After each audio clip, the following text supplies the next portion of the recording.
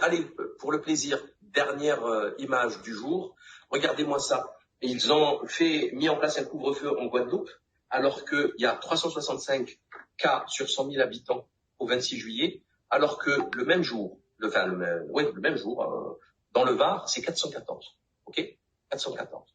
Et vous savez pourquoi ils mettent le couvre-feu, ils instaurent le couvre-feu? Parce qu'il y a 12 lits de réa. Il y a 12 lits de réanimation en Guadeloupe. Je savais même pas que ça pouvait exister une ânerie pareille. Je vous jure, je savais pas qu'on pouvait dire que je pouvais lire un jour un truc pareil. 12 lits de réa en Guadeloupe. C'est possible, ça? C'est humain? Il est passé où le pognon? Il est passé où le pognon? C'est-à-dire que si je mets 100 lits de réanimation, ben je descends à 10% de taux d'occupation, tout va bien. Je ne confine pas, je ne terrorise pas tout le monde. Alors, bien entendu, là, le chiffre est gonflé. Le chiffre là que vous voyez ici, là, le chiffre du taux d'incidence, là, il est gonflé, hein. C'est pas le vrai, ok? Et ça veut dire qu'il y a, en fait, il y a 10 cas, en fait. En fait, il y a 10 cas, c'est ça.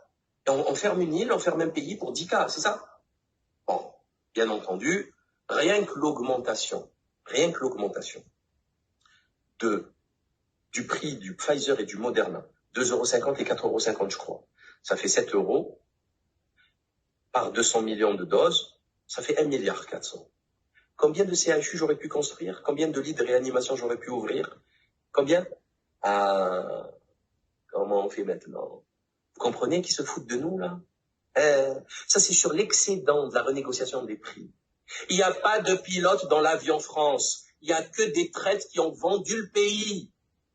Payez-vous, quand même. Je sais que c'est violent, ce que je dis. Il y en a même, ils se disent, il est fou de dire des trucs pareils, ils vont le buter. Tant mieux. On quittera ce monde parce qu'il devient de plus en plus insupportable à vivre. Parce que franchement, on nous demande d'être solidaires. Solidaires avec qui? Avec des moutons? Vous êtes fous. Je peux pas être solidaire avec des covidios, moi. Je peux pas être solidaire avec des sectateurs du covidisme. C'est pas possible. Je préfère vivre tout seul dans une île déserte que de voir les gueules des covidistes. C'est pas permis.